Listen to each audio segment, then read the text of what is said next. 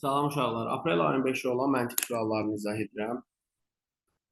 Deməli, birinci sual qeyri-əşkar operatordur. Qanuna uyğunluq belədir. Ümumiyyətlə, uşaqlar, həmişə yadda saxlayın ki, daha çox rastlaşdığımız hallardan biri bax budur. Əgər operator 4 rəqəmli ədədə tətbiq olunursa, və yaxud da 3 rəqəmli, 2 rəqəmli, yəni əsasən belə yadda saxlayaq ki, əgər operator bir ədədə tətbiq olunursa, daha çox onun rəqəmlərinin üzərində əməliyyatlar aparılır. Məsələn, hal-hazırda bu 4 rəqəmli ədədə biz bu şəkildə baxaq.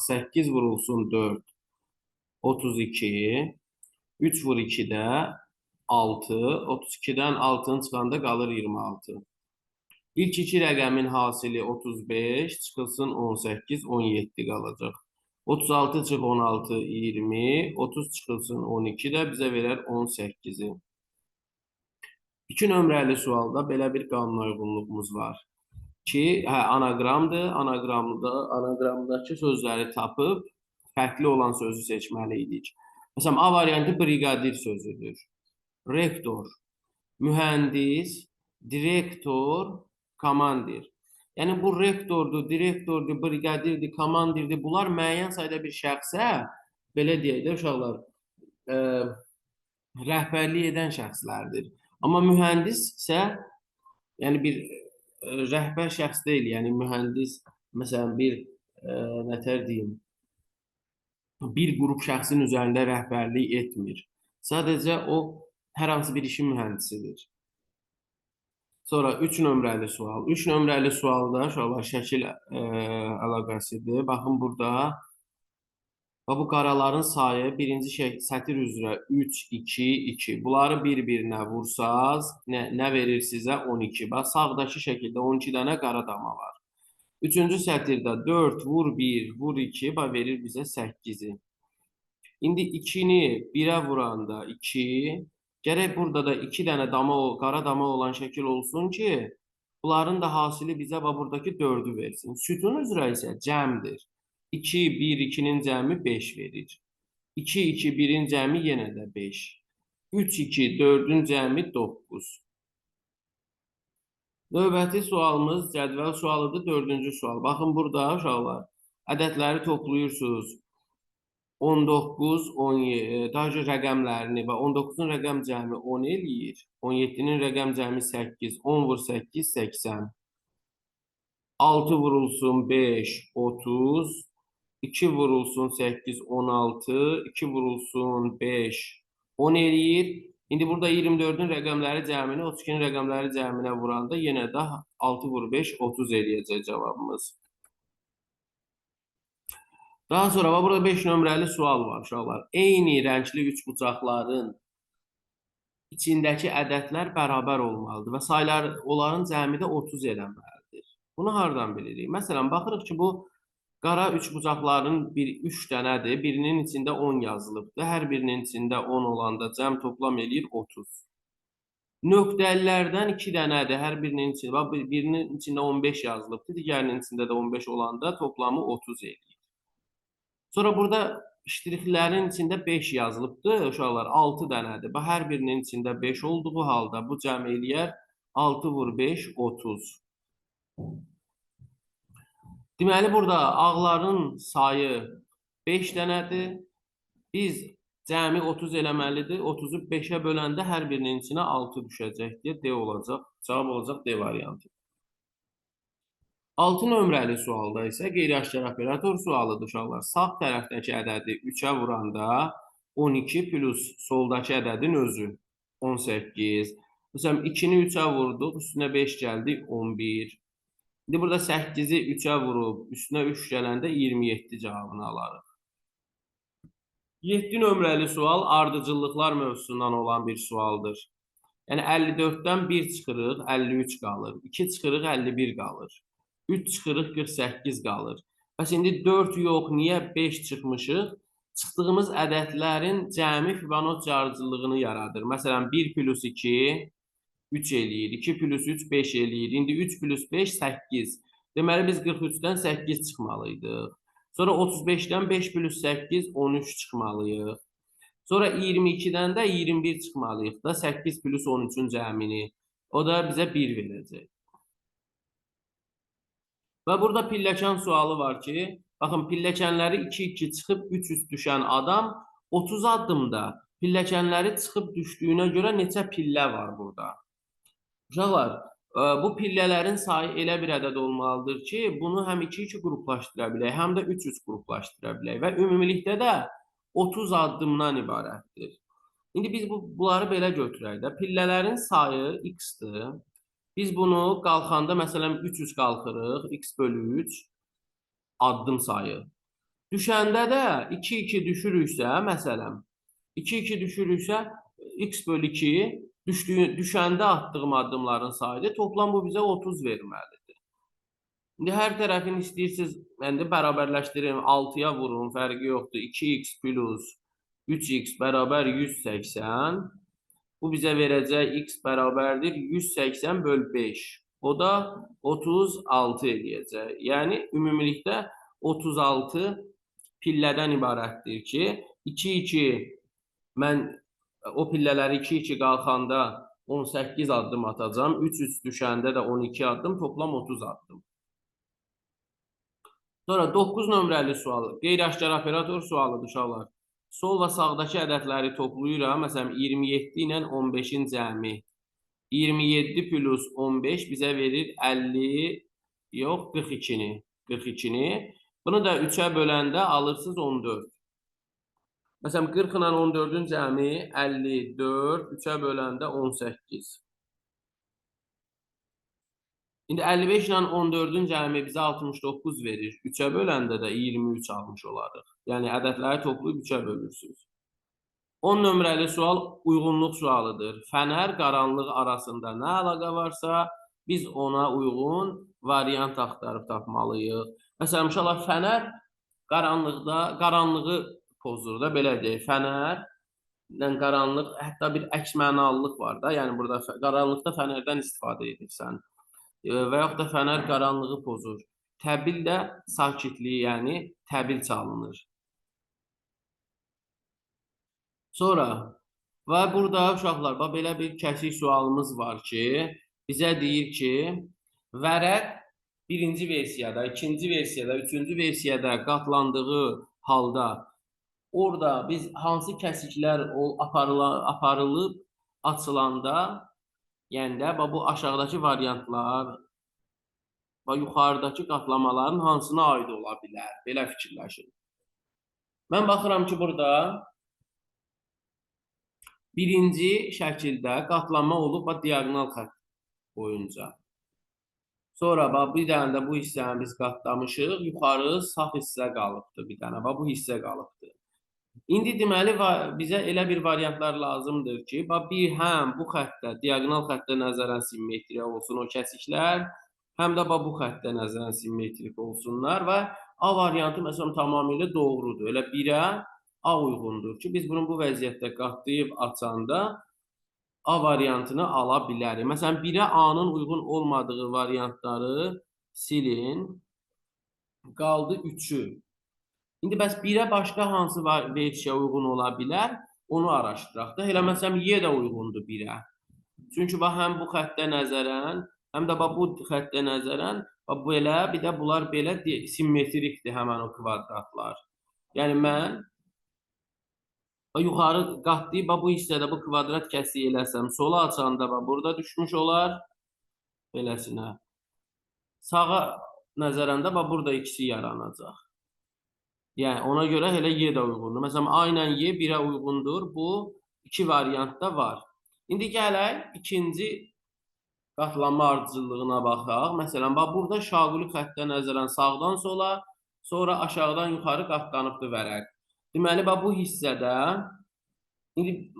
hansı kəsiklər aparılmalıdır? Deməli, uşaqlar, burada şaquli xəttə nəzərən, bir də üfüqi xəttə nəzərən simmetriya gözlənilməlidir. Məsələn, elə bir dənə B variantına baxıram. Bu şaquli xəttə nəzərən sağ-sola simmetrikdir. Bu üfüqi xəttə nəzərən də aşağı-yuxarıya simmetrikdir.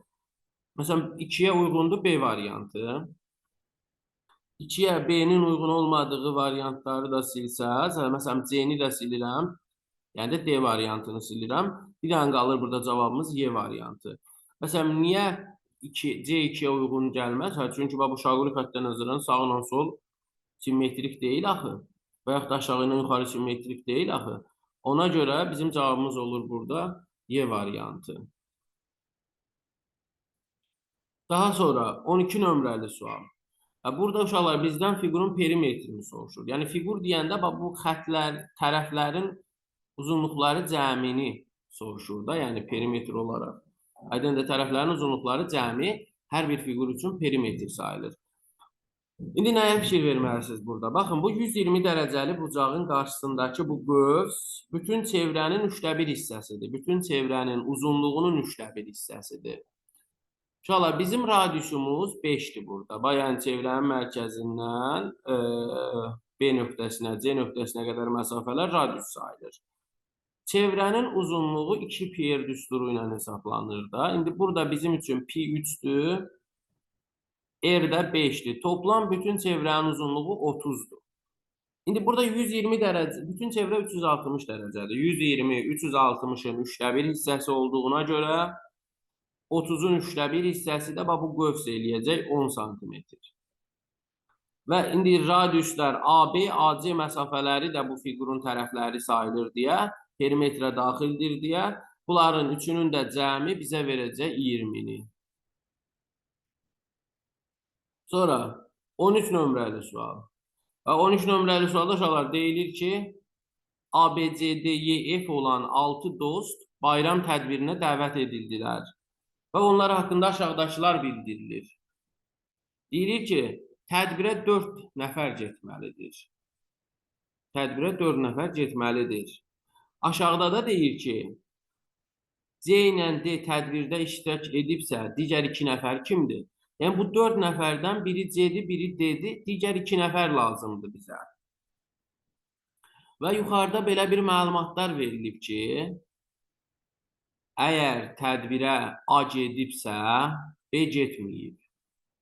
A gedibsə, B getməyibdir. Əgər tədbirə E getməyibsə, A və F-in hər ikisi gedibdir. Baxın, Y getməyibsə, A və F-in hər ikisi gedibdir. Əgər tədbirə Y gedibsə, onda D getməyib. Bu nə deməkdir? Bu tədbirə gedənlərdən biri D-dir də. Deməli, tədbirə Y getməyibdir. Niyə? Y getsəydi, tədbirdə D olmayacaqdı. Tədbirdə D var. Deməli, onda tədbirə Y getməyibdir. Y getməyibsə, A ilə F-in hər ikisi gedəcək. Ona görə növbəti 2 nəfər olacaq A ilə F. Və A gedibsə, təbii ki, B olmayacaq. Və yaxud da F gedibsə, A da getməlidir. Deyək, məsələn, Y olmayacaq. Sonra 14 nömrəli sual görək. Burada nə qanuna uyğunluq var? Cədvəl sualıdır uşaqlar. Burada birinci, baxın, sütunlar üzrə belə bir qanuna uyğunluq var. Məsələn, elə burada 12 ilə 18-in cəmi 30, 2-yə bölübsüz 15 eləyir. 7 ilə 3-ü toplayıb 2-yə böl 5. 5 plus 3-ü 2-yə böl 4. 16-nı 2-yə böl 8. 2-ni 2-yə böl 1. 0-ı 2-yə böl 0. 15 nömrəli sualda. Baxın uşaqlar, belə bir qanuna uyğunluq var. Elə bil ki, hər dəfə, məsələn, bu üst papaqlardan birini götürəndə onun əvəzində yeni bir düz xət yaranacaq.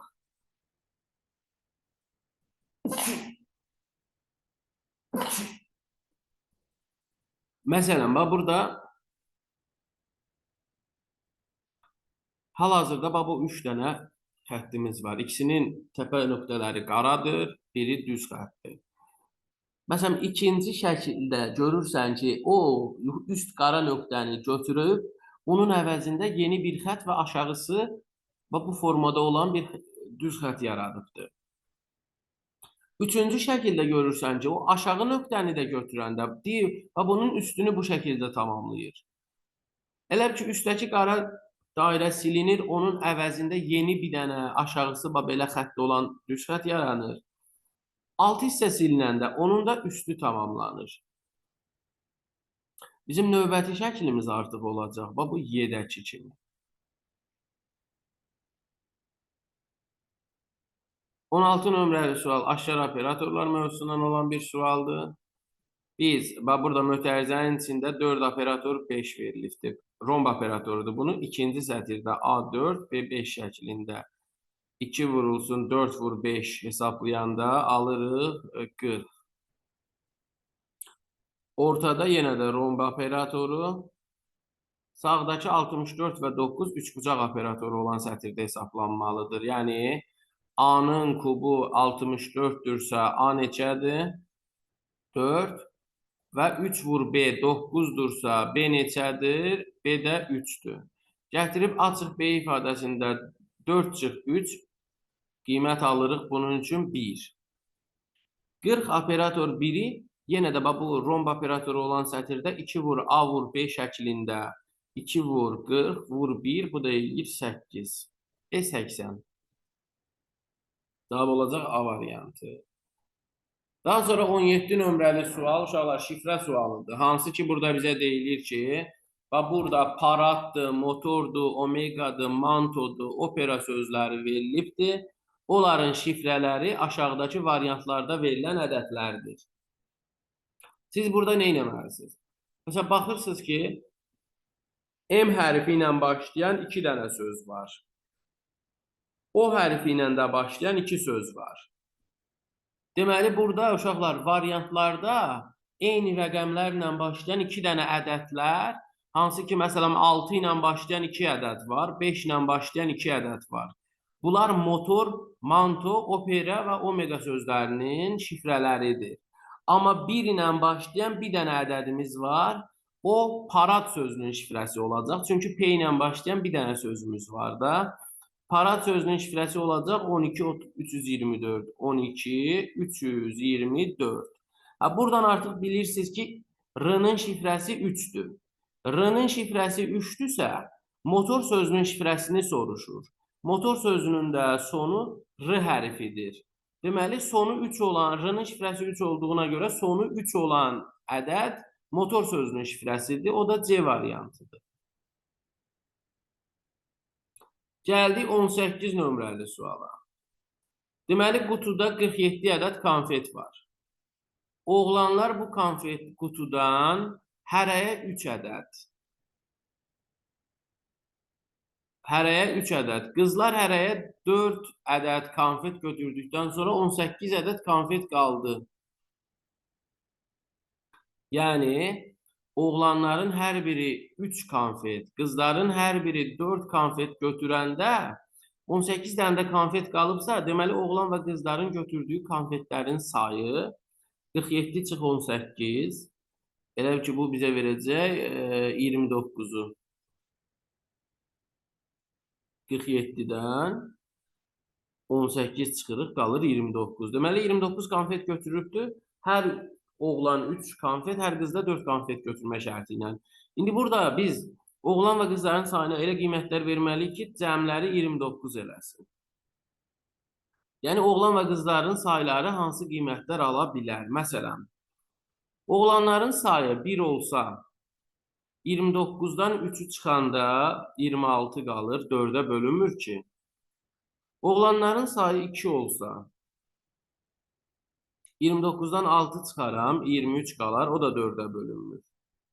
Oğlanların sayı 3 olsa, 9 konfet götürülmüş olur da, 29-dan 9 çıxırıq, 20, 4-ə bölürük, qızlar olur 5. Yenə oğlanların sayı 4 olduğu halda, 12 çıxanda 17 qalır, 4-ə bölünmür. 5 olduğu halda 15 konfet eləyir. 29-dan 15 çıxanda 14 qalır, 4-ə bölünmür. 6 olduğu halda 18 eləyəcək, orada 11 qalır, 4-ə bölünmür. 7 olduğu halda 21 çıxanda oğlanların sayı 7 olarsa 21 konfet, 8 qalır, 4-ə bölünür 2 dəfə. 8 olanda da mümkün deyil, 9 olanda da mümkün deyil və s. Deməli, bizim üçün burada bir də yoxlasaq. Məsələn, 3 çıxdıq. Deməli, qutuda 47 ədəd konfet var. Qutudan oğlanlar hərəyə 3, qızlar hərəyə 4 konfet götürdükdən sonra 18 ədəd konfet qaldı da. Bunun başqa bir versiyası var mı? Yəni hansı saylardan istifadə eləməmişik biz? Məsələn, deməli o qızların sayı 1 olduğu halda 3 çıxaram. 26 konfet 4-ə bölünmür. 2 olanda 6 çıxaram. 23 konfet 4-ə bölünmür. 3 olanda mümkündür. 4 olanda 12 çıxırıq. 17 qalır. 5 olanda 15 çıxırıq. 14 qalır. O da 4-ə bölünmür. 6 olanda 24 çıxırıq. Bölünmür. 7 olanda 6 olanda 18 çıxırıq. 11 qalır. Bölünmür. 7 olanda 21 çıxırıq. 8 bölünür. 8 olanda 24 çıxırıq. 5 bölünmür. 9 olanda 18'e 9 18'ində 27 yenə də bölünmür. Hə, yəni bu mümkün hal budur. İndi gəlin burada baxaq. Deyir ki, hansı mütləq doğrudur? Oğlanların sayı qızların sayından azdır. Oğlanların sayı qızların sayından az da ola bilər, çox da ola bilər. 1 deməli mütləq doğru deyil deyə 1'in olduğu variantları çıxın. Yalnız 2 ya da yalnız 3. Oğlanlar tək saydadır. Bu mütləq doğrudur. Qızlar cüt saydadır. Qızlar cüt də ola bilər, tək də ola bilər deyə. Ona görə qızlar cüt saydadır fikri mütləq doğru deyil. Yalnız 2 doğrudur da burada. Gəldik bir dənə də şəkil əlaqəsi sualı var uşaqlar. Bu şəkil əlaqəsi sualına fikir verin. Deməli bu aşağıdakı fiquru 90 dərəcə fırladırıq. Yuxarıda və bu şəkildə qeyd eləmisiniz. Yuxarıdakı şəkildə simmetrik aşağı aşırtmısınız. Amma ortadakı şəkil aşağıdan 90 dərəcə fırlanıb yuxarıda qalan şəklin içində verilməli idi bizə. Məsələn, birinci biz yuxarıdakı şəkli 90 dərəcə yox, simmetrik aşağı aşırdarıq alt hissəyə. Məsələn, ona uyğun B variantı deyil, A da deyil. Silindi. İndi biz aşağıdakı bu düzbucaqlı 90 dərəcə fırladıb yuxarıda şaquli vəziyyətdə qoymalıydıq deyə Y də deyil. Cavabımız C də deyil. D variantıdır. Ortadakı kvadratda aşağıdakı fiqur 90 dərəcə fırlanır, üstə qoyulur. Onun içində də ortadakı fiqur olmalıydı. Bu da D variantı. 20 nömrəli sualda da uşaqlar korluq və qəflət sözlərinə yaxın mənalı sözü istəyir. Məsələn, o da cahillik sözüdür də. Məsələn, burada var. Bu sözlərin məcazi mənalarından istifadə edib uyğunluğu müəyyənləşdirilmə. Məsələn, qəflət yuxusundaydı. Yəni cahil adam idi, yəni məsələn də belə kör olub görmür də, yəni bu məcazi mənalarda. 21 nömrəli sualda tərəzidir uşaqlar. Tərəzini deməli biz yüklərini alt-alta çarpaz toplayıb hər tərəfdən eyni yükləri silib nəticə əldə edirik də, əvəzləmə də apara bilirdik. Məsələn, burada bizdən nə soruşur? 2 dənə üçbucağın nəyə bərabər olduğunu. Baxın uşaqlar, üçbucaqların biri yuxarı sol tərəfdədir, biri də ikinci tərəzinin solundadır. Mən fikirləşirəm ki, bu tərəzilərin yüklərini alt-alta toplasam, məsələn, bir tərəfdə 2 dənə üçbucaq ala bilərəm. 2 dənə üçbucaq, 2 kvadrat, bir dairə sol tərəfdə qalır. Sağ tərəfdə yüklər 2 dairə 3 kvadrat olacaq. Hər tərəfdən bir dənə dairəni, hər tərəfdən 2 dənə kvadratı siləndən sonra bizim sol tərəfdəki 2 dənə üçbucağımız, sağ tərəfdə isə bir dairə bir kvadratımız qalır. O da D variantındadır. Yəni yükləri alt-alta toplayıb hər tərəfdən eyni yükləri sildik. Daha sonra 22 nömrəli sual şəkil sualıdır uşaqlar. Yenə də baxın. Mən bu soldakı şəkildən verilib birinci nümunəyə əsasən baxıram ki, soldakı şəkildən sağdakını necə ala bilərik? Belə fikirləşə bilərsiniz ki, siz bu şəkli deməli hardasa bir 145 dərəcə sola fırladıb, sonra güzgü əks eləyə bilərsiniz. Ya da ki, əvvəlcə bu şəkli sağa fırladın, məsələn bu vəziyyətə gətirin. Fırladın deyəndə ki, güzgü əksi olaraq simmetrik sağa aşırdın və bu vəziyyətə gətirin. Bu vəziyyətə gətirdikdən sonra və bunun uşaqlar bu aşağı küncü qara olan hissə sağ aşağı hissədə qalar da, belə qalır. Hə, belə qalacaq. İndi siz bunu sağa fırlatsanız bir 45 dərəcə və bu şəkli almış olarsınız. İndi biz də burada da ikinci şəkli də simmetrik sağa aşırtsaq, bizim üç bucağımız, bu qara bucağı burada olacaq, aşağı sol hissədə, bu xəttimiz bu şəkildə olacaq. Onun deməli üzərində qalan bu ox isə bu vəziyyətdə olacaq. Belə olacaq. İndi biz bunu sağa 45 dərəcə fırlatdığımız halda da C olmayacaq, A olmayacaq. A elə sağa simmetrik aşırdığımız vəziyyətdir. D olmayacaq, çünki ox xəttdən aşağı qalır. Y olmayacaq, çünki ox tamamilə hardasa 90-dan da çox fırlanmış vəziyyətdədir. Ona görə bir dənə B variantı uyğundur. 45 dərəcə hardasa fırlatmışıq. Daha sonra 23 nömrəli sual, şəkil ədəd əlaqəsi. Uşaqlar, baxın, buradakı qanunauyğunluq belədir. Bu 1-i kvadratı, burada 2 vur 2, 2-nin kvadratı, 1 vur 9, 3-ün kvadratı, 5 vur 5, 5-in kvadratı. Hasilləri ardıcıl olaraq 1, 2, 3, 4, 5, 6, 7-nin kvadratları eləyir. 4 vur 9, 36, 6-nın kvadratıdır. Bu da 7-nin kvadratıdır. Deməli, rəqəmləri hasili 4-ün kvadratı olan ədəd lazımdır bizim üçün K-da. K-nı birinci rəqəm olaraq, məsələn, 8 vur 6, bu 4-ün kvadratı eləmir ki. 2 vur 8-lər 4-ün kvadratı eləyir də, eləmir. 8 vur 1 də 4-ün kvadratı eləmir. Bir dənə B-də uyğundur. 8 vur 2, 16 4-ün kvadratı. Aşağı sətr isə uşaqlar, məsələn, 1-i 1-ə vur, 1-in kubu yaranır. 8 2-nin kubudur. 3'ü 9'a vuranda 27 3'ün kubudur. 5 vur 5 vur 5 5'in kubudur.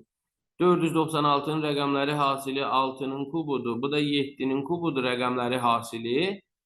İndi 4'ün kubu olan ədəd lazımdır. 8 vur 8 də 64, o da 4'ün kubu. Ona görə cavab B olacaq. Gəldi 24 nömrəli suala.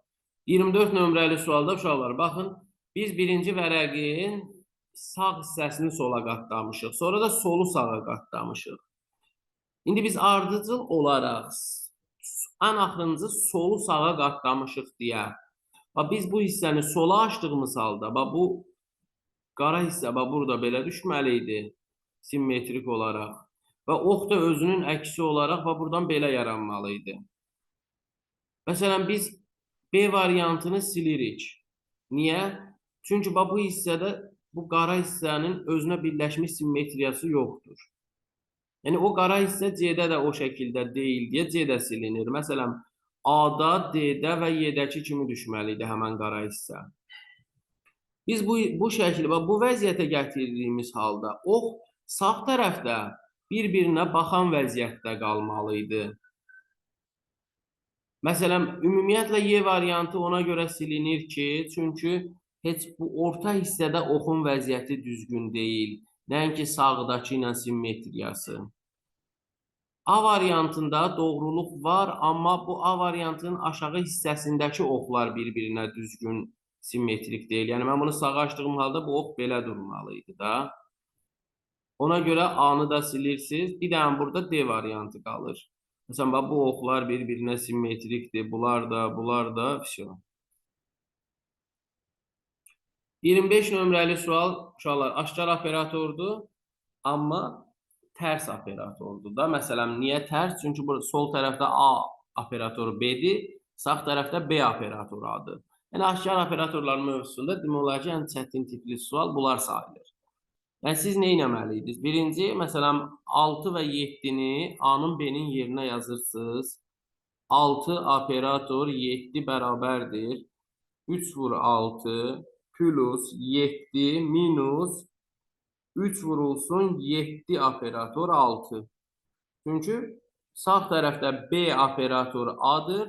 B də 7-dir, A 6-dır. Ona görə harda A var, yerinə 6, harda B var, yerinə 7 yazdığımız halda sağ tərəfdə 7 operator 6 yaranır.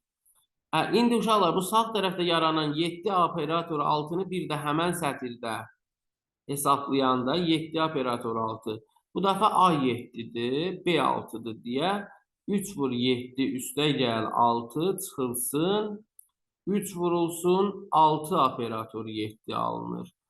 Bu nöqtədən sonra biz burada uşaqlar əvəzləmə aparırdıq ki, hansı ki 6 operator 7-lərə bir x deyək, 7 operator 6-lara da bir y deyək. Nəticədə bizim üçün belə bir sistem tənlik yaranır. X bərabərdir 25 çıxılsın 3y. Y bərabərdir 27 çıxılsın 3x.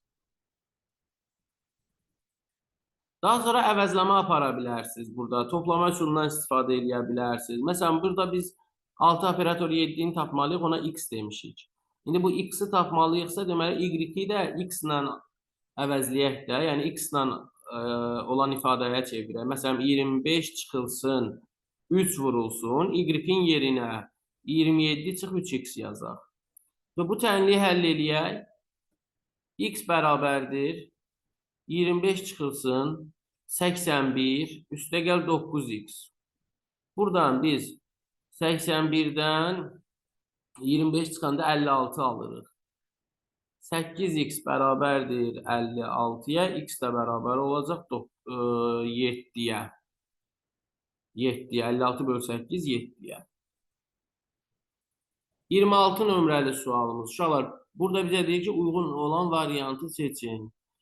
Bina mərtəbələrdən ibarətdir. Qatar da vaqonlardan ibarətdir. 27 nömrəli sual uşaqlar. Baxın, burada bizə deyir ki, vərəqə əvvəlcə 1 xəttlərinə, sonra 2 xəttinə, sonra 3, sonra 4 xəttinə nəzərən qatlayıb və bu sual işarəsi olan hissədə alınan şəkli tapın.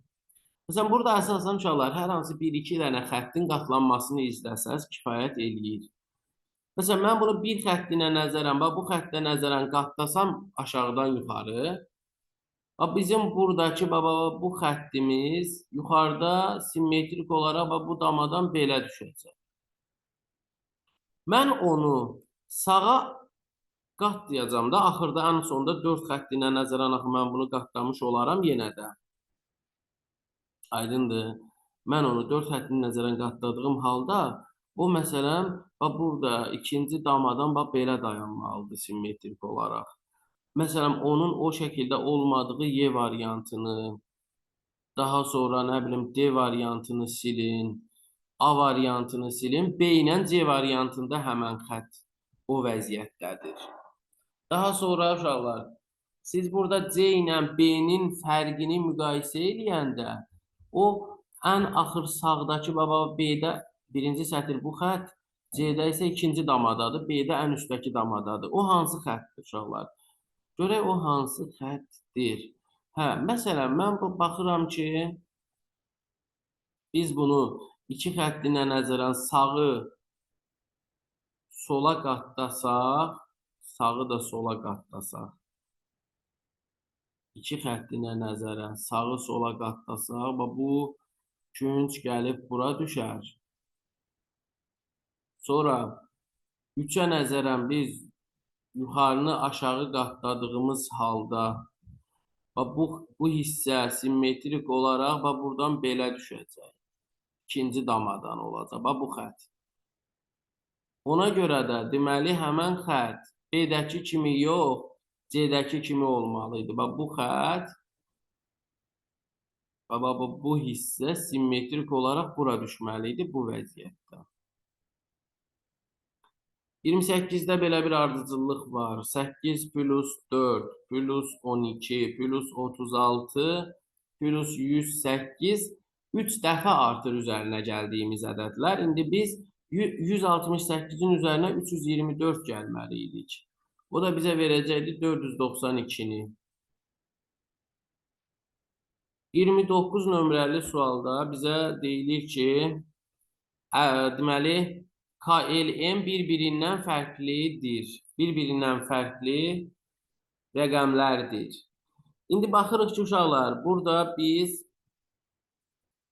deməli, ML-in cəmi təbii ki 13-dür.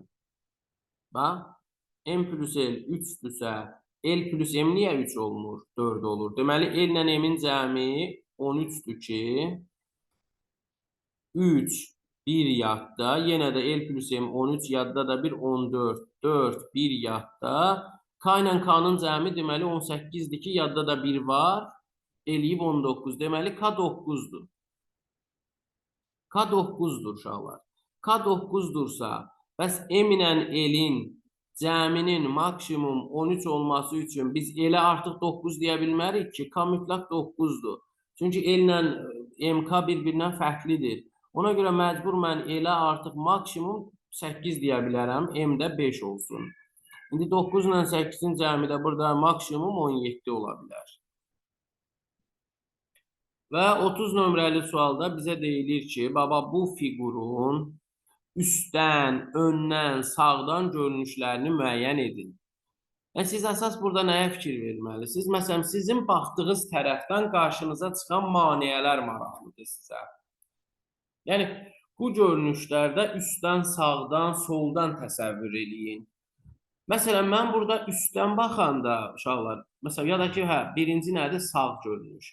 Məsələn, mən burada bunun sağ tərəfindən baxanda, mənim qarşıma çıxacaq 2 dənə buradan, 2 dənə də bu hissədən dama.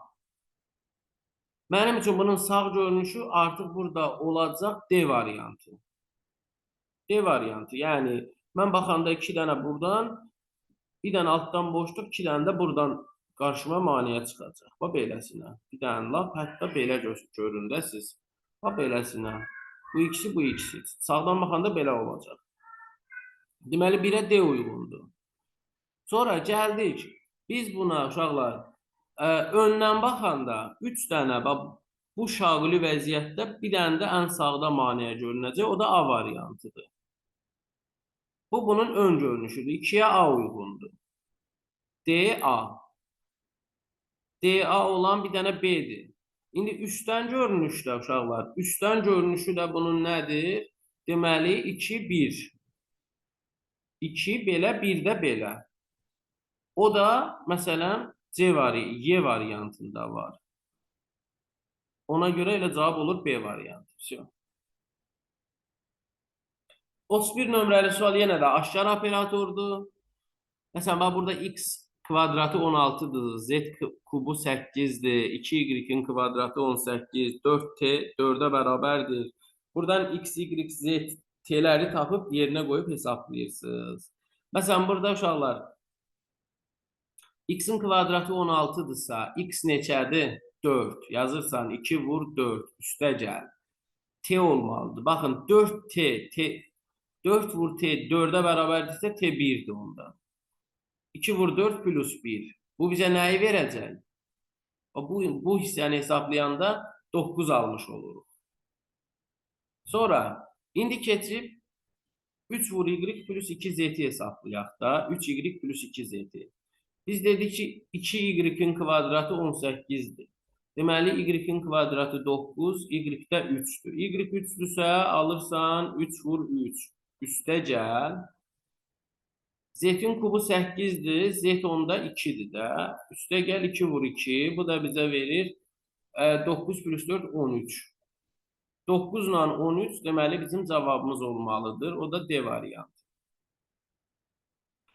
Və 32 nömrəli sualda bizə uşaqlar yenə də cədvəl verilibdir, amma aşkar əməl var bu cədvəldə də. Yəni burada toplama əməli var. Və burada cədvəldə verilənləri əvvəlcə kənarda özünüz üçün qeyd edin. A plus B C'yə bərabərdir. B plus C 9'a bərabərdir. C plus A da 3B'yə bərabərdir. İndi mən burada nə edəcəm uşaqlar? Gətirib C'nin ifadəsini, hansı ki C nəyə bərabərdir? A plus B. Üstə gəl A bərabər 3B. Buradan indi hər tərəfdən bir dənə B-ni silərəm. Qalar nə? 2A bərabərdir 2B'yə. Deməli, A, B-yə bərabərdir. A B-yə bərabərdirsə, onda bu nə deməkdir? Onda bu deməkdir ki, C elə 2B-yə bərabərdir. Da gətirib məsələn B plus C ifadəsində baxın, B plus C bərabər 9 ifadəsində C-nin özü nəyə bərabərdir? A plus B idi də. C yazaram burada B plus A plus B bərabər 9-a. A B-yə bərabərdir. Deməli 3 dənə B bərabərdir 9-a, B bərabərdir 3-ə. Ya da B-ləri A-ya çevir, 3 dənə A 9-dur, B A da 3-dür. Yəni B də 3-dür, A da 3-dür. C o halda C bərabərdir 9-a. Yox 6-ya. Niyə? A plus B-dir də C. C bərabər A plus B-yə. Hər ikisi 3-dürsə cəm 6-dır. İndi burada siz nə etməlisiniz? 3 plus 6 çıxılsın 3. Bu da sizə 6 verəcək. Eyni bir ifadə uşaqlar elə 33-cü sualda da var. Yəni burada artıq bizə nə veribdir? Elə bu şəkildə A plus B bərabərdir 7. Məsələn, əvəzləyirəm. Mən burada oxları əvəzləyirəm dəyişənlərlə. Sonra, məsələn, burada olsun C plus A 5-ə bərabərdir. C plus A 5-ə bərabərdir. Ən axırda da bu B-dir, bu da C-dir. C plus B də 6-dır. C plus B də 6-dır. İndi burada uşaqlar, biz burada nə edə bilərik? Əvəzləmə apara bilərik. Məsələn, nə edə bilərik? A-nı da C-yə gətirə bilərik, B-ni də C-yə gətirə bilərik. Məsələn, A bərabər 5 çıx C-dir. B bərabərdir 6 çıx C-dir. Gətirib ən yuxarıda A plus B bərabər 7 ifadəsində A-nın əvəzinə 5 çıx C, üstə gəl. B-nin əvəzinə 6 çıx C bərabərdir 7 yazaram. Buradan alaram 11 çıxılsın 2C bərabərdir 7-yə. 2C bərabərdir 11-dən 7 çıxanda 4-ə. C bərabərdir 2-yə. C 2-dirsə 5 çıx 2 A olur 3. 6 çıx 2-də B olur 4. Və buna əsasən biz A plus C minus B-ni hesablaya bilərik də. A-mız bizim 3-dür, C-miz 2-dir, B-miz də 4-dür deyə. 3 plus 2 çıx 4. Cavabımız burada nə edəcək? Biz bunu uşaqlar. Burada şərt bunu yox, biz aşağıdakı ifadəni hesablamalıyıq. Məsələn, bu ifadəni. Bu sınavda düzəldildi. Bu səhv biraz şərt təkrarlanmışdı. Yəni sizin gördüyünüz sınavda bizdən bu ifadəni soruşur da. 2 vurulsun, yazırıq. 2 vurulsun. Biz sağa gedən oxu B ilə işarə etmişdik. B də 4-dür. 2 vur 4. Sonra çıxılsın. Mötərizənin içində yuxarı gedən oxa A demişik. A da 3-dür. Çıxılsın aşağı gedən ox C-dir. C-miz də 2-dir. Buradan 8 çıxılsın 1 alırıq 7-ni. D variantı. Sonra gəldik 34 nömrəli sual. Uşaqlar, bu 34 nömrəli sualda, məsələn, burada bizə deyir ki, Rüqəyyənin çantasında 1, 3, 5, 10, 20 və 50 qəpiklərdən ibarət 11 dənə qəpik var. Onların cəmi toplam 1 manat 87 qəpik təşkil edir. Burada uşaqlar, qəpiklərimiz 50 qəpikdir, 20 qəpikdir, 10 qəpikdir, 5 qəpikdir, 3 qəpikdir, 1 qəpikdir. Bu Rüqəyyənin çantasında bu qəpiklər var. Yəni, hər birindən bir dənə var. Mütləq ki, bir dənə var. Bunların hamısını toplasaq, bu bizə neçə eləyir bu uşaqlar? Deməli, 50, 70, 80, 89 qəpik. Cəmi 1 manat 87 qəpik idi. Buradan 89-u çıxanda yerdə qalır 98 qəpik. Say olaraq ümumi 11 qəpik olmalıdır. Amma burada hal-hazırda 6 dənəsi var. Hərədən 1 dənə olsa 6 dənə var. Deməli, bizə sayı 5 dənə, toplam məbləği də 98 qəpik eləyən neçə qəpik götürməliyik? Uşaqlar, indi biz bu 98 qəpiyi 20, 10, məsələn 5, 3, 1-in cəmi şəklində elə göstərməliyik ki, sayı 5-dən çox olmasın. Məsələn, mən bu 98 qəpikdən elə bil ki, məsələn, bir dənə 20 qəpik götürsəm, yerdə qalır nə? Məsələn, qalır 78 qəpik. O 78 qəpiyin elə gərək 7 dənə 10 götürüm, 7 dənə 10 qəpik götürüm. Amma mümkün deyil axı mən. Bir dənə 20 qəpik götürəndə elə maksimum 7 dənə 10 qəpik götürsəm, say mənə lazımdır. Axı 5 dənə say olmalıdır. Məsələn, mən burada 4 dənə 20 qəpikdən istifadə eləsəm, bu eləyir 80 qəpik. Bir dənə 10 qəpikdən istifadə eləsəm, o 8 qəpiyi də 5 ilə 3-dən də istifadə eləməliyəm deyə yenə də sayı çox elədi 5-dən. Deməli, biz burada sayı çox, deməli, ən böyük qəpiyimiz 50 qəpikdir də. Biz bu 98 qəpiyi bir dənə 50 qəpik kimi götürək. Aydındır. Yerdə qalır 48 qəpik. O 48 qəpiyi də mən elə 2 dənə 20 qəpik kimi götürsəm, buradan 3 dənə qəpik. Bir dənə də 5, bir dənə də 3 qəpik kimi götürəndə 8 qəpik də oradan. Baxın, sayı 5, cəmi də 98. Yəni, mən bundan başqa heç bir versiya yaza bilmərəm. Çünki yerdə 5 qəpik qalıbdır. Bu 5 dənə qəpiyin cəmi 98 eləməlidir. Mən 50 qəpikdən istifadə eləmədiyim halda onların cəmi 98 eləməsi üçün ümumi say 5-dən çox eləyir. Deməli, toplam olaraq biz bildik ki, artıq 2 dənə burada 50 qəpik var, 3 dənə 20 qəpik var. 1 dənə 10 qəpik var. 2 dənə 5 qəpik, 2 dənə 3 qəpik, 1 dənə də 1 qəpik var. Bax, bunlar saylardır. İndi burada bizdən soruşur ki, hansı mütləq doğrudur? Bir qəpiklərin sayı 10 qəpiklərin sayından çoxdur. 1 qəpiklər 1 dənədir, 10 qəpik də 1 dənədir. Çox deyil ki, 1-in olduğu variantı silin. Sonra ikinci cümlədə bizə deyir ki, 5 qəpiklərin sayı 10 qəpiklərin sayından çoxdur. Bu düzdür. Bir dənə 10 qəpik, 2 dənə 5 qəpik var. Bizə 2 lazımdır. 2-nin olmadığı variantı da silin. Qaldı nə? 2, 5, 6. Məsələn, baxın, 5-ə. 3 qəpiklərin sayı 1 qəpiklərin sayından çoxdur. Bəli, 2 dənə 3 qəpik, 1 dənə 1 qəpik var da. 20 qəpiklərin sayı 5 qəpiklərin sayından çoxdur. Bəli, 3 dənə 20 qəpik var, amma 2 dənə 5 qəpik var. Deməli, cavabımız olur 2, 5, 6. Gəldik 35 nömrəli suala. Baxın, bu 35 nömrəli sualda uşaqlar, görək nə kimi bir qanun uyğunluq var.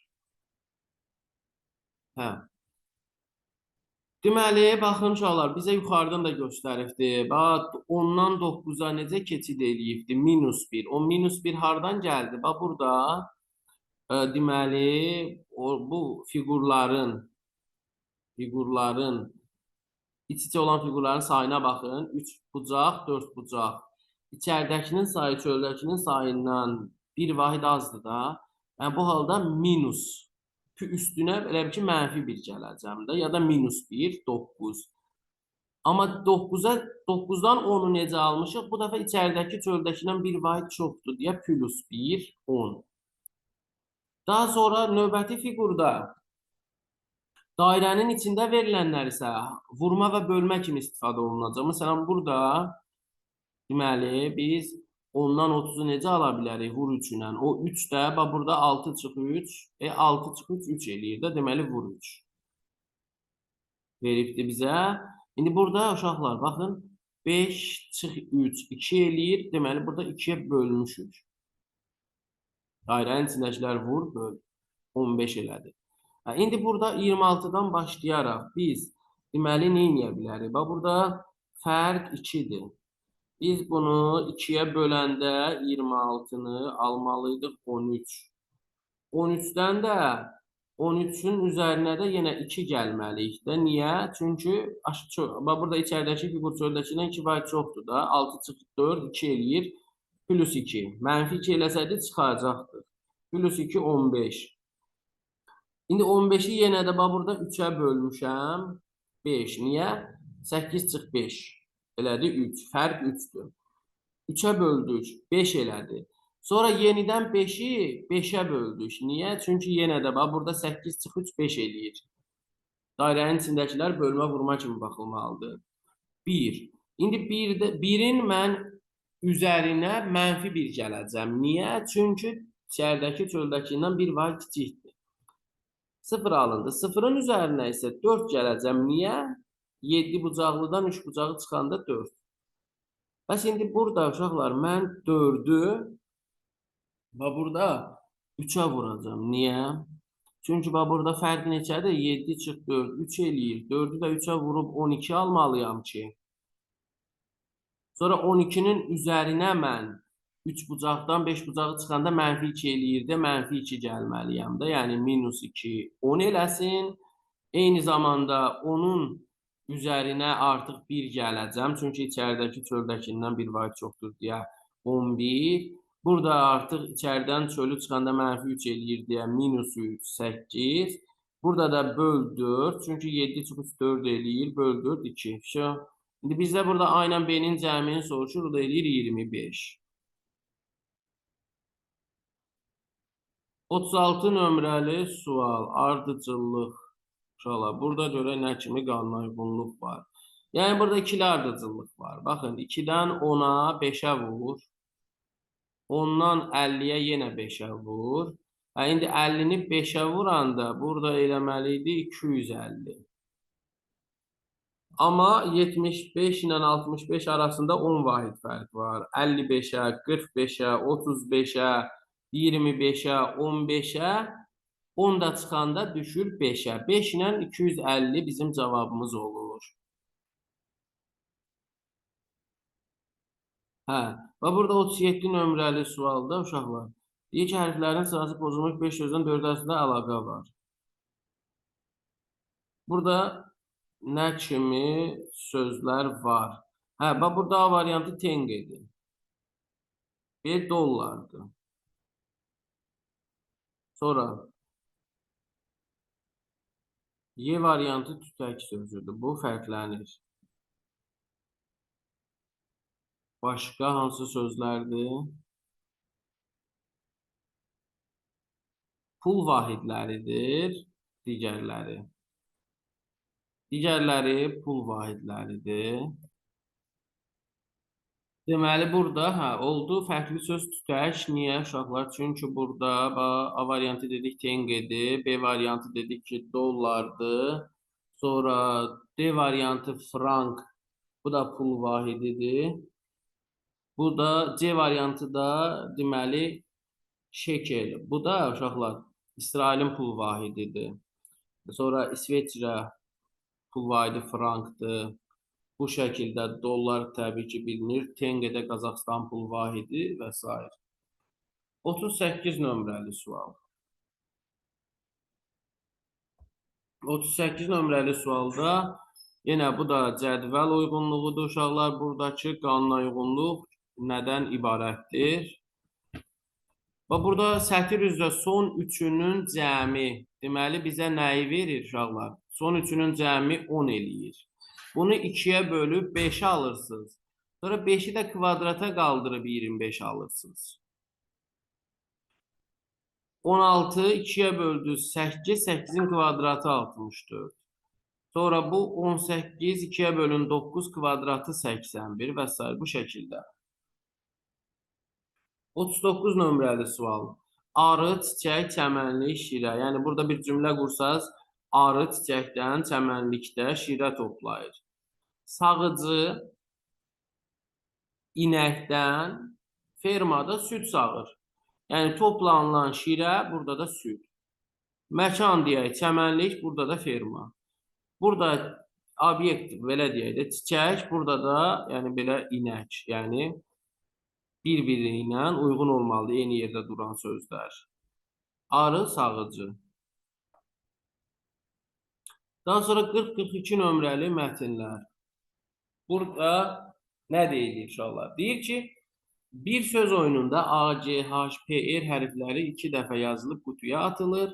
Daha sonra Kənan, Ləman, Murad, Nərgiz və Şəfiqə sırayla qutudan 2 hərf çıxarıblar və çıxardıqları hərfləri qutuya geri atmayıblar.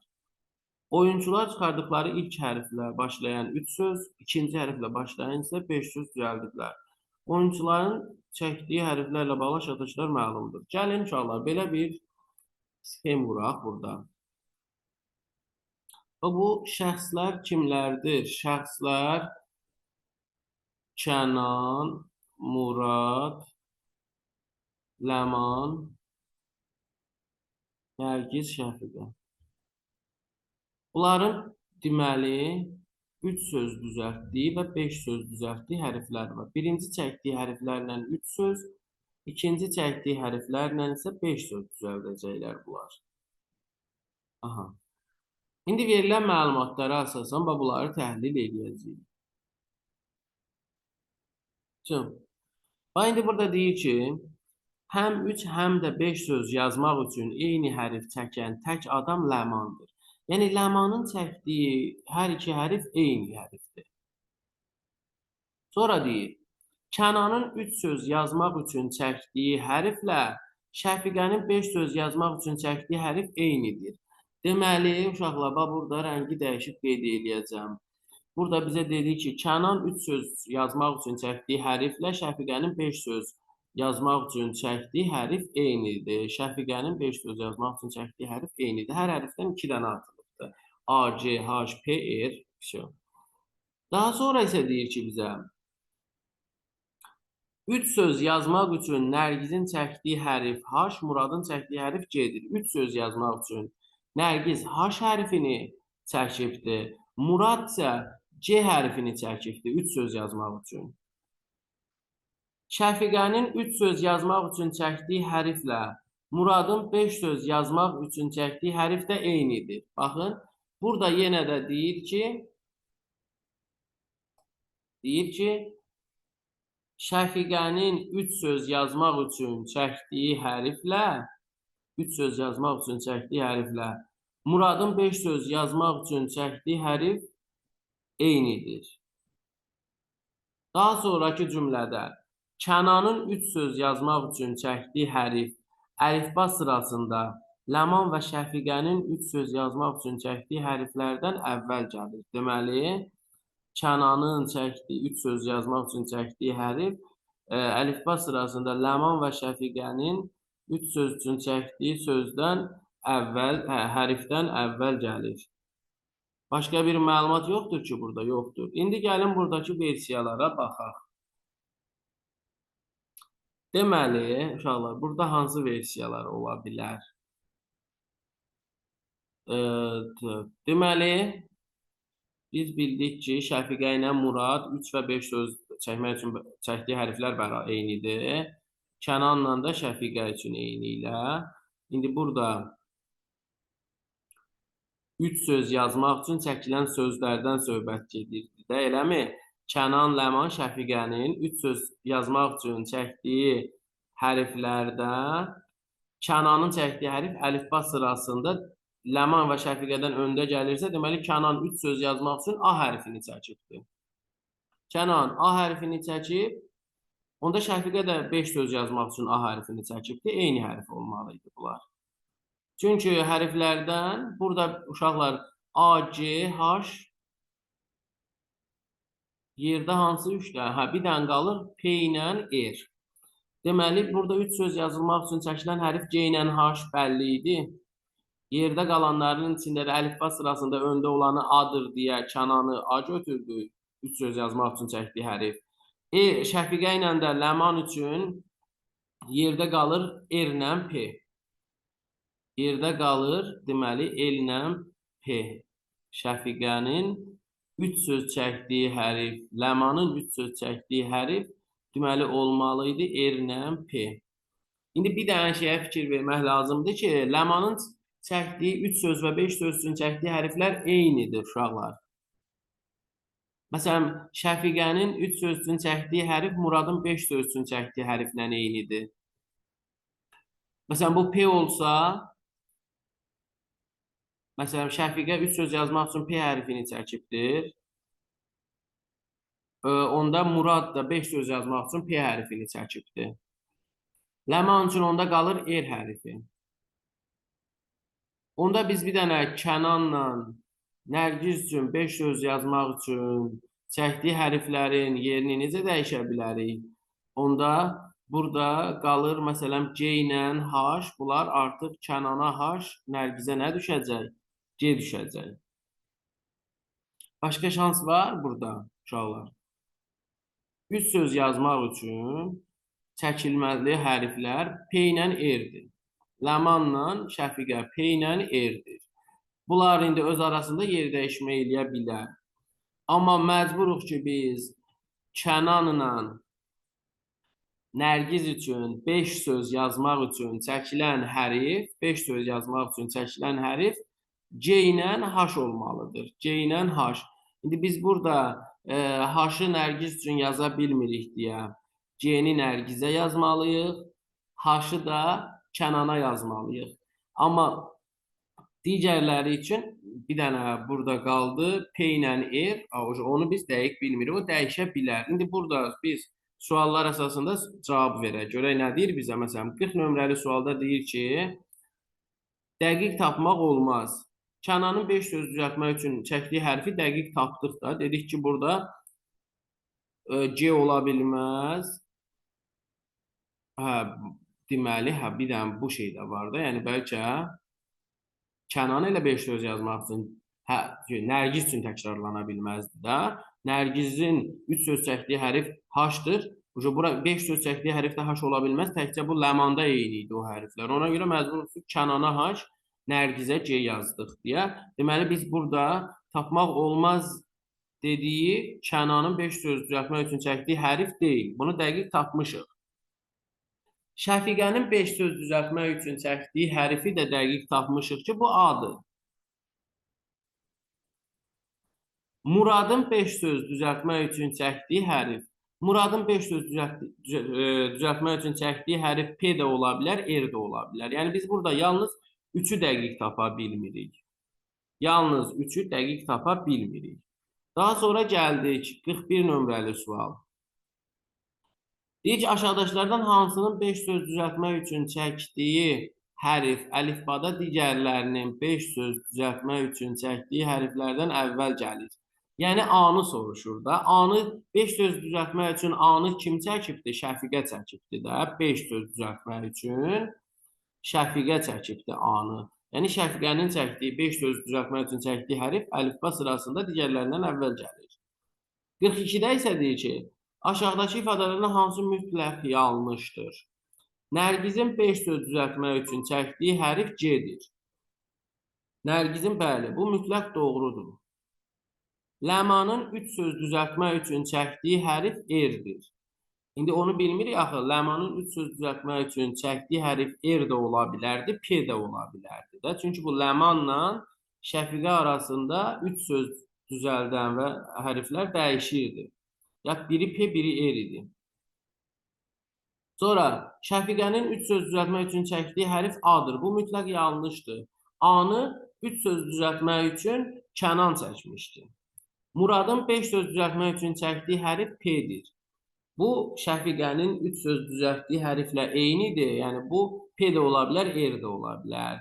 Kənanın 5 söz düzəltmək üçün çəkdiyi hərf H-dır. Bu da doğrudur. Bizdən mütləq yanlışı soruşurdu. O da C variantıdır. Daha sonra gəldi uşaqlar 43-45 nömrəli mətnə. Və burada bizə deyir ki, gün ərzində mağazadan 72 nəfər köynək, şalvar və qalstuk alıblar. 72 nəfər. Deyir, ancaq köynək alanların sayı ancaq şalvar alanların sayından 2 dəfə çoxdur. Ancaq köynək alanlar, ancaq şalvar alanlardan 2 dəfə çoxdur. 4 nəfər ancaq qalstuk alıbdır. Yəni, bu hissə 4-dür. Ancaq qalstuk alıbdır. Ancaq köynək və şalvar alanların sayı hər 3 maldan alanların sayına bərabərdir. Bu da qalsın. 3 mal deyir, ancaq köynək alanların sayı hər 3 maldan alanların sayı. 24 nəfər köynək almayıbdır. 24 nəfər köynək almayıbsa, o 24 nəfər köynək almayıbsa, qalır o 24 nəfər üçün şalvar və qalstuk alanlar. Yəni 24 nəfər köynək almayıbsa, 72-dən 24'ü çıxanda bu bizə nə verəcək uşaqlar? 38'i verir də bu. Deməli, köynək alanların sayı 38 nəfər olmalıdır. Ancaq şalvar və qalstuk alanların sayı ancaq qalstuk alanların sayından bir vahid çoxdur. Bir 10 nəfər ancaq köynək və qalstuk alır. Bu bilirsiniz nə deməkdir? 10 nəfər ancaq köynək və qalstuk alıbdır. Deməli, ortaq hissələri və qalstukla köynəyin ortaq hissəsi 10'dur. Və bu nöqtə 10'dur. 38 nəfər köynək alıbdır. İndi bu 38 nəfərdən 10'u çıxanda 28 qalır. O 28'in də içində axı köynək və şalvar alanlar da var. Ona görə hələ biz dəqiq yaza bilmirik. Biz ancaq köynək alanların sayını hələ bilmirik. Sadəcə ancaq köynək alanların sayı ancaq şalvar alanlardan 2 dəfə çoxdur. Onu bilirik. Və uşaqlar, bir 4 nəfər ancaq köynək və şalvar alanların sayı hər 3 maldan alanların sayına bərabərdir. Ancaq köynək və şalvar alanlar bu nöqtədir, hər 3 mal alanda bu nöqtədir. Bunlar bir-birinə bərabərdir. Yəni hər ikisi x saydadır. Hər ikisi x saydadır. Sonra da deyirik ki, ancaq şalvar və qalstuk alanların sayı ancaq qalstuk alanların sayından bir vahid çoxdursa bu nöqtə 5'dir. Çünki ancaq şalvar və qalstuk alanların sayı ancaq qalstuk alanların sayından bir vahid çoxdur. Yalnız qalstuk alan 4'dür deyə ora həmən nöqtə oldu 5. İndi uşaqlar, bizə demişdik ki, 24 nəfər köynək almayıbdır. 24 nəfər köynək almayıbsa, o 24 nəfər olurdu ancaq qalstuk alan, həm qalstuk, həm şalvar alan və yalnız şalvar alanların sayı. İndi 4 nəfər yalnız qalstuk alıb.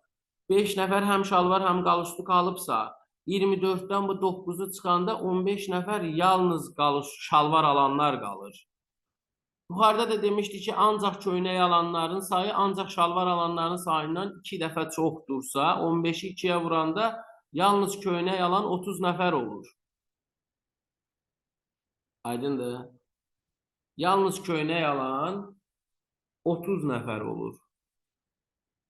Çünki burada demişdi ki bizə 10 nəfər ancaq köynək və qalstuk alıb. Biz dedik ki 72'dən 24'ü çıxanda yerdə qalır köynək alanların sayı 38. Yuxarıda da deyir ancaq köynək alanların sayı ancaq şalvar alanlardan 2 dəfə çoxdur. Belə demişdi də. Ancaq 10 nəfər ancaq köynək və qalstuk alıbdır. 10 nəfər ancaq köynək və qalstuk alıbdır. Biz 72'dən 24'ü çıxdıq, qaldı 38. 38'in də biz 10'unu çıxanda qalır 28. 24'dən də 9'u çıxanda 15 qaldı. Yalnız şalvar alan 15 nəfər.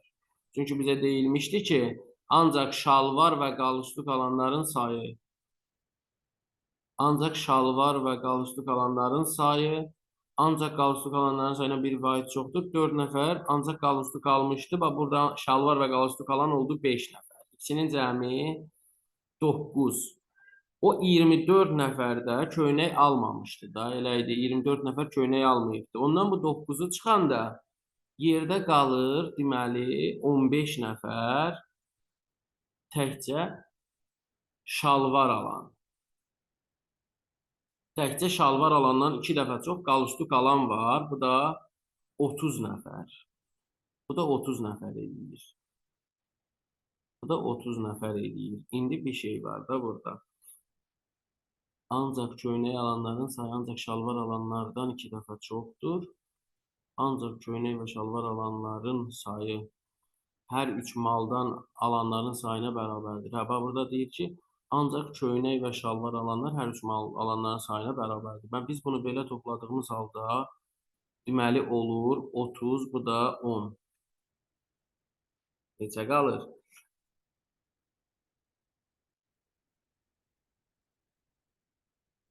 40 nəfər. Bu da uşaqlar üstünə gəldi 20, 60, bu da 64, 8 qalır. 8-i də 4 bölərik də. Bu hər iki ortaq hissəyə 4. Deməli, hər üç maldan alan da 4 nəfər olar. Şalvar və köynək alan da 4 nəfər olar da. İndi burada soruşur neçə nəfər şalvar alıbdı. Şalvar alıb, deməli 5, 15, o da 20, o da 4, 28 nəfər də. 28 nəfər şalvar alıb. Neçə nəfər hər üç maldan alıbdı? 4 nəfər. Bəs burada deyir ki, mağazada gün ərzində neçə məhsul satılıbdı? Mağazada gün ərzində neçə məhsul satılıbdı? Gəlin buna da baxaq. Deməli, 30 nəfər ancaq köynəyi alıbdı. 4 nəfər hər üç maldan alıbdı deyə 12 eləyir. 4 nəfər 2 mal alıbdı deyə 8 mal. Sonra 4 nəfər ancaq qalstuk alıbdı. 5 nəfər həm şalvar, həm qalstuk alıbdı. 10 mal.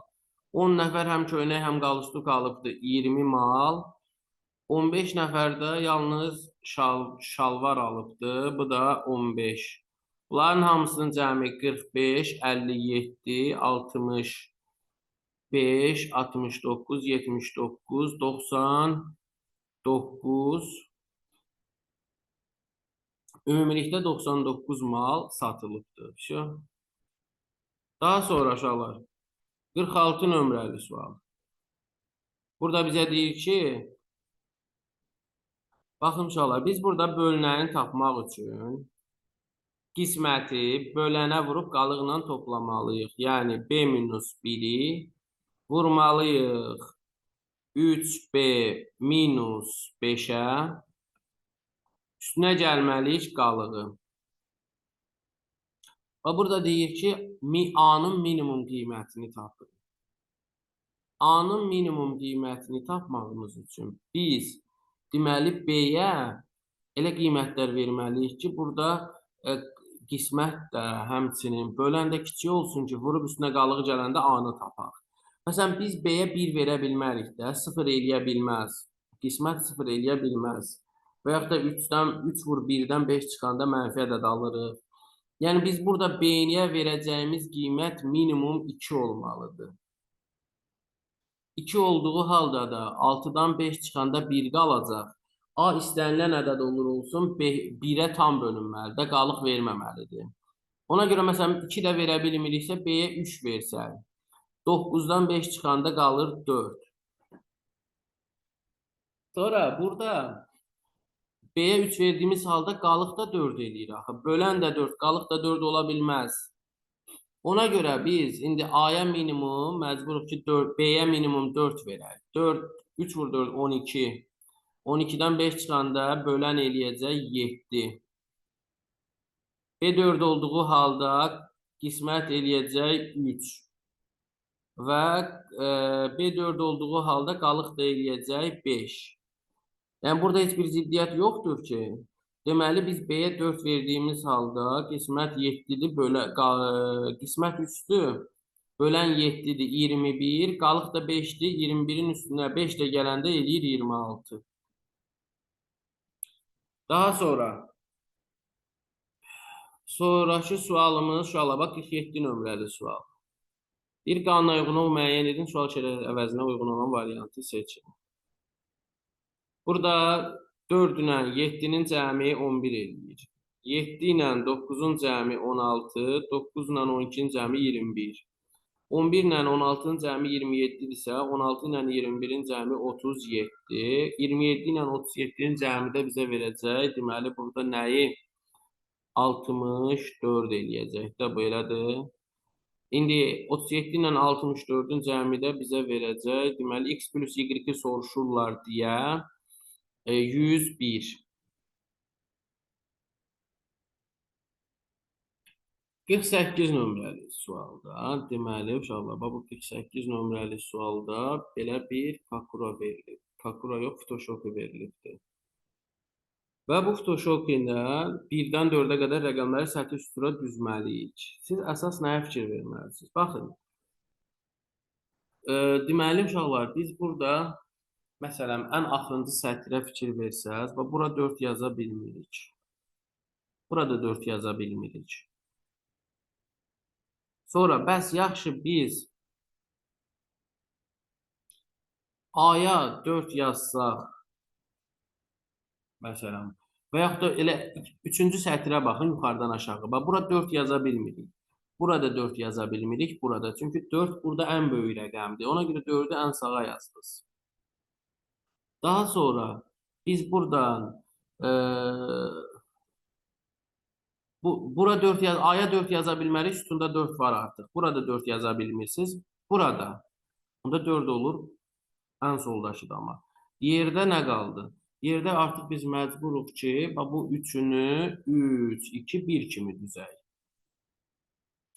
Sonra 4, deməli, burada uşaqlar, məsələn, mən bura məcburam ki, məsələn, bura biz 1 yaza bilmərik, 2 də yaza bilmərik, sütunda 2 var. Məcburam ki, 3 yazım. 3-dən kiçik 1 yaza bilmirəm axı, məcburam 2 yazım, onda 1 bura qalsın. Daha sonra biz D-nin yerinə 4 yaza bilmərik ki, 4 nədənsə kiçik olmaz ki, 1 olsun, yuxarıdakı 4'dür. Sonra uşaqlar biz, məsələn, burada ən sağdakı sütunda 4 ilə 3 var, 1 ilə 2 çatmır. Məcburuq ki, bura 2, bura 1 yazaq ki, təkrarlanma olmasın. Daha sonra 4 ilə 3 qalır ikinci sütunda. Yuxarı 3, aşağı 4 yazaq ki, təkrarlanma olmasın. B-nin yerinə 3 çatmır, ondan yuxarıda 2 çatmır və bu şəkildə bizdən A, B, C, D-ni soruşur. Deməli, A olur 3, B olur 3, A, B, C 1, D də 1. 49 nömrəli sual kub sualıdır. Deməli, şəkildə eyni kubun 2 fərqli təsviri verilibdir. Hə, uşaqlar, burada əsas məsələ nədir? Belə bir yol deyirəm sizə. Məsələn, bu 2 dənə görünüş eyni bir kubun görünüşüdür. Burada ortaq üzlər var, A-lar. Məsələn, siz çalışın ki, həmən o ortaq üzü özünüz üçün burada çəkin. Məsələn, A-nın sağ tərəfinə el birləşibdir bu şəkildə. Alt hissəsinə də I birləşibdir bu şəkildə. A-nın sol tərəfinə T birləşib şaquli vəziyyətdə, üst hissəsinə də Y birləşibdir bu vəziyyətdə. İndi bildik ki, T ilə L paralel üzdür deyə biri səhvdir. Daha sonra biz bilirik ki, məsələn, Y-ni sağa fırlatsaz, L ilə qarşı-qarşıya düşər. Yəni, elə birləşəndə üz-üzə baxmalıydılar, üçdəki kimi yox. L belə olsaydı düz olardı. Məsələn, 4-dəki kimi. 5 ona görə səhvdir ki, bizə burada 6 dənə üzdən 5-i verilibdir, 1-i verilməyibdir.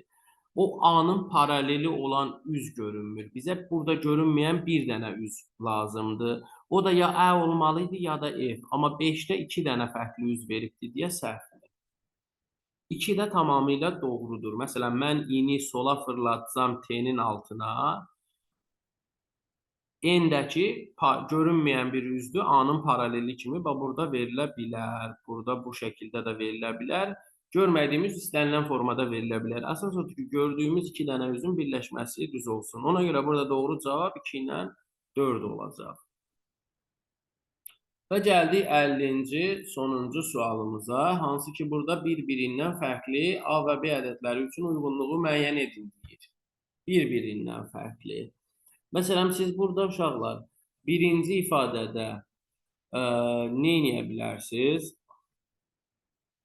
Burada qiymət verərək də baxa bilərsiniz. Məsələn, siz 7-nin üzərinə nə gəlsəz 3 ilə bir dənə ədəd alarsınız. Təkcə məcbursunuz ki, B-yə 6 deyəsiniz. Ki, 13, 3, 1 yadda, A da 5 olsun ki, 5 plus 3 yadda da bir 9. Bu halda bildiniz ki, B minus A 1'ə bərabərdir. Yəni 1'ə C uyğundur. Sonra 5 vur 6 da 30 eləyir deyə 1'ə həm də Y uyğundur. Keçdiniz 2'yə. Yəni siz A-nın üstünə 2 gəlib 9 almısınızsa, A ola bilər ki, uşaqlar, ola bilsin ki, A birbaşa 7 olsun, B də 2 olsun ki, 2 plus 5, 7. İndi ola bilər ki, yadda qalıq da qalsın da. Gəlin o qalıq versiyasını yoxlayaq. Məsələn, burada A ola bilərdi ki, 6 olsun. Sağ tərəfdən də 1 yadda qalsın deyə 6 plus 2 plus yadda 1, 9. A 6 olduğu halda B 1 də ola bilər. Məsələn, bu halda baxırsınız ki, A 6'dırsa, B 1'dirsə, A çıx B 5'ə bərabər olar. Məsələn, 2'yə bu halda B uyğundur. 6 vur 1, 6 eləyir. Elə bir versiya yoxdur. İndi gəlin o birisi hala baxaq. Hansı ki dedik ki, məsələn, A'mız elə birbaşa 7 olsun, B'miz 2 olsun. Görürsünüz, burada da 7 çıx 2 də bizə 5 verir. Eyni şeydir. Hasili 14 görürsünüz yoxdur. İndi gəlin burada 3'ü yoxlayaq. Deməli, A'lar 4 olduğu halda bizə 7 verə bilər. B də 3 olduğu halda 3 4'ün 12.